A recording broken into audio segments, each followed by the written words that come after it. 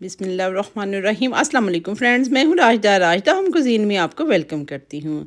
Street style bakery की fruit चाट की recipe अगर आपको चाहिए तो आज की वीडियो आपके लिए स्पेशल है। इसमें कौन सी ऐसी ख़ास चटनी डाली जाती है कि आप घर में बनाते हैं तो वैसा टेस्ट नहीं आता है, सब कुछ आज की वीडियो में आप लोगों के साथ शेयर किया जाएगा। अल्लाह के बबरकत पाक नाम से मैं अपनी रेसिपी का आगाज़ करती हूँ।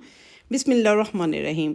ये मैंने सेब ले लिया और सेबों को मैंने काट लिया। काटना सबको आता है, बारीक बारीक काट लेना है। पहले वॉश किया, वॉश करने के बाद उनको ड्राई कर लिया। ड्राई करने के बाद मैंने बिल्कुल छिलका नहीं उतारा, वो मैंने सेब डाल दिए हैं। तकरीबन 2 सेब मैंने डाल दिए थे और 4 मैंने इसमें केले डाल दिए हैं, 2 अमरूद डाल दिए हैं। यानी कि आप अपनी मर्ज़ी से फ्रूट जो है कम ज़्यादा भी कर सकते हैं। और इसके बाद ये क्या है, ये आम है। ये आम मैंने फ्रीज़ किया हुआ है। ये देखिए अभी तक इसका कलर ख़राब नहीं है। ये मैं आम इसमें डाल रही हूँ। अगर आपके पास आम का है, नहीं है तो आप आम का फ्लेवर देना चाहते हैं तो टैंग जो है उसको थोड़ा सा पानी में डिज़ोल्व करके वो भी डाल दें तो आपका आम का फ्लेवर आ जाएगा। उसके बाद आजकल स्ट्रॉबेरी का मौसम है तो स्ट्रॉबेरी भी आ गई है, वो भी मैंने डाल दी है। और इसके बाद चने लाजमन डालिएगा, क्योंकि जब फ्रूट चाट में जब चना मुंह में आता है तो बहुत मज़े का टेस्ट आता है। आप लोग ज़रूर डाल के देखिएगा। और इसके अलावा जो भी फ्रूट है, अंगूर है, अनार है, ये दोनों चीज़ें मुझे मिली नहीं इसलिए मैंने डाली नहीं। जो चीज़ नहीं है तो नहीं है, जो है अल्हम्दुलिल्लाह।